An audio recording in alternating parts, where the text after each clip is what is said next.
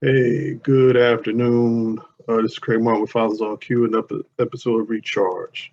So today is Tuesday, March the 8th. And today I want to talk about how we can keep our children safe or safer. Some of you probably already heard these things. I think it's like 14, something like that, ways to keep our children safer. Um, And I'm just going to share a few with you today. Not going to be on here long, but it's important. You probably already had these conversations before, but there's no problem with reinforcing it with yourself and other parents around you. Just a quick update. Finally going to get my son's phones today, between today and tomorrow. And had a little hiccup there with the delivery, whatever, but no worries, still going to go through. And that's just the way deliveries and things of that have been going lately. But anyways, let's get into it. I'm going to share my screen. I'm going to read a little bit. If you would like to have this article sent to you, you can always put a comment in the chat and let me know. All right. So let me share my screen real quick. Okay. And this is from One Tough Job, a Children's Trust Program out of Massachusetts.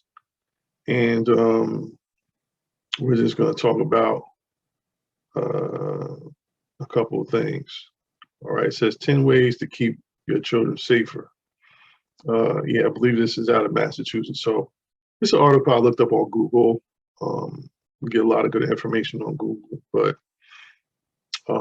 as you can see on the side, you can find parent and support organizations and programs near you over here, zip code, whatever, put that in, and then you can follow them on Twitter, like on Facebook, okay, or you can sign up for the emails. Okay.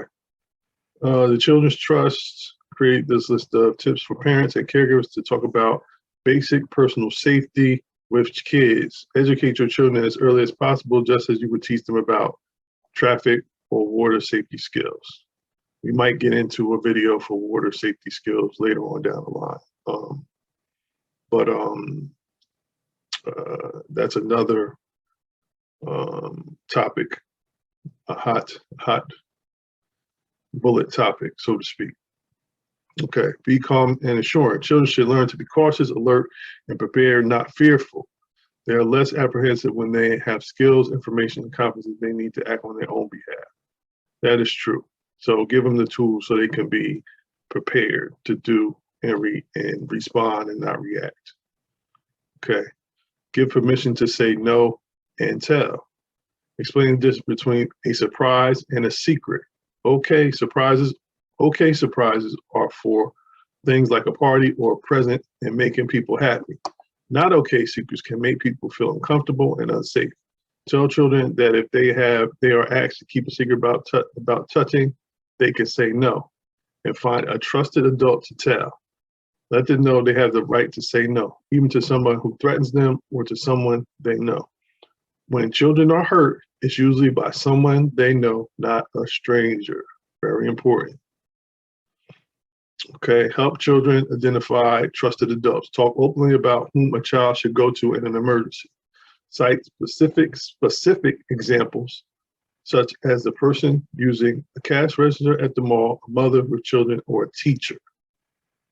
Okay, help them identify who they can go and talk to if something happens. Set body boundaries. Teach children about setting body boundaries. This can start by always asking permission before hugging or holding hands. Tell children that their private parts are the parts covered by a bathing suit.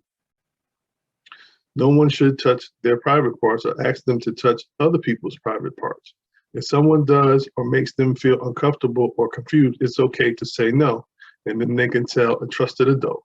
Learn more about age-appropriate sexual behaviors right here. So you can click this button right here and go into other sections. Okay, teach children the buddy system. Children should learn that it's always safer to be with a friend or a trusted adult than alone. I remember back in the day, now I'm dating myself, we're talking about early mid 80s, where we were always going to school or coming back from school. We always was in a group of like 3 or 4 or more, you know, walking back and forth to school, whatever. And it just seems like that was just better, as far as us worrying about anything that may or may happen to us or whatever. Us want to, you hear about all the horror stories of kids that are walking by themselves or whatever, and the van pulls up and then they're snatched up. So it's always good to at least have 1 or 2 people with you. Okay. Teach children to check with others first. Teach children to check with trusted adults before changing plans or going anywhere, even with adults the child knows. So yeah, it's always good to, I'm telling my oldest boy now, he's 13, excuse me, that he goes to school in a group to catch the bus and he comes home the same way. So it's always good to be in a group or with somebody else or with one of your siblings or something like that, or one of your trusted friends, and then let your parents know, or somebody that you're around, say your aunt or your uncle, whoever you're visiting, what have you, that you're going XYZ place, and just let people be aware of your whereabouts. Okay. Teach children phone skills. Teach them your cell phone number and to call 911 for help. Very good to let them know, to teach them your phone number. And memorize it, not just have it in the cell phone like us adults do, that we don't remember anybody's numbers anymore like we had to do before cell phones were out. We actually had to remember our friend's phone number or write it down on a piece of paper. Or you remember the days when you were out maybe trying to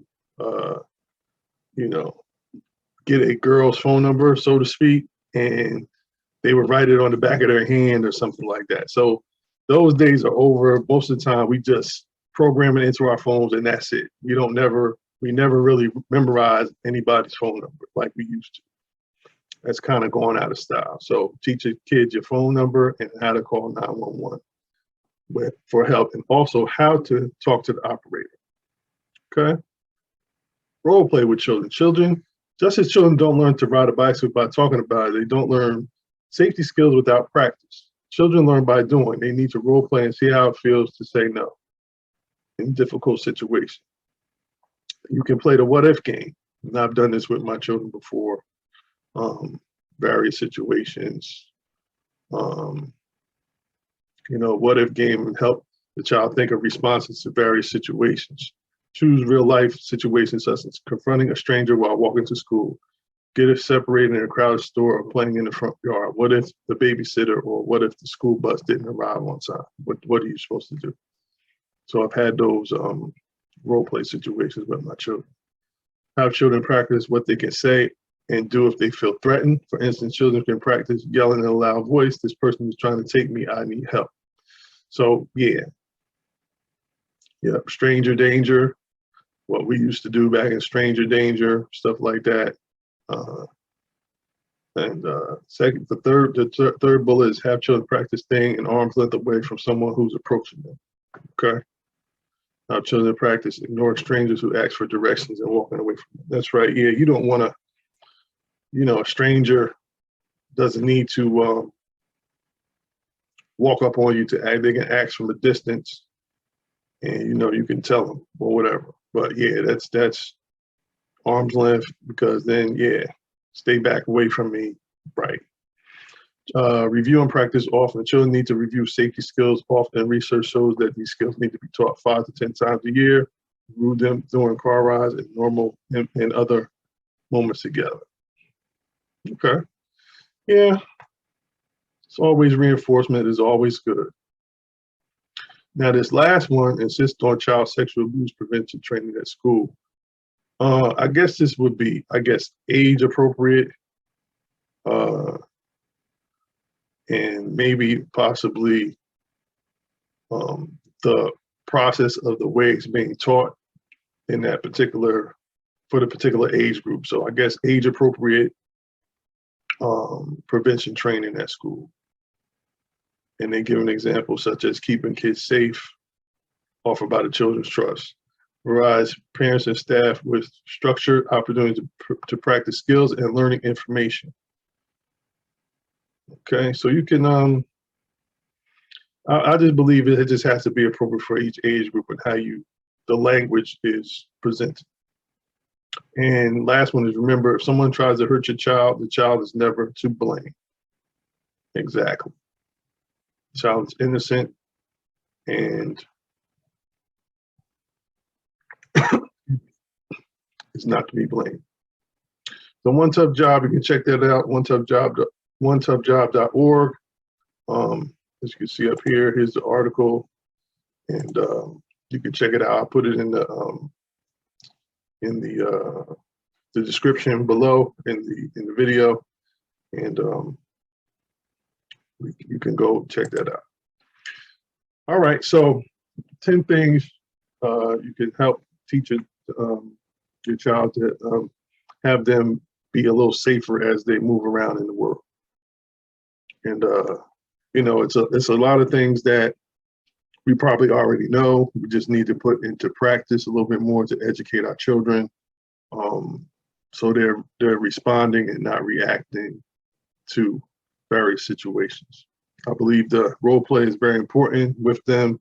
The what if game, what if this happens, then how would you react to it? And then positively correct them in a non-judgmental manner, where you're saying, but okay, that's great, you did that, but maybe you could do this a little bit better by doing this. So, all right, guys, that's it for today. Yeah, today is Tuesday, so this video is going to be live, well, I guess published today, and then check it out on Anchor podcast as well. So until Thursday, March the 10th, hope to see you guys soon. Please like, subscribe, and share. Hit the notification bell to get notifications for new videos that I do. All right, this has been Craig Martin with Fathers on Cue. Let's hit the outro, and I'll see y'all next time. Bye.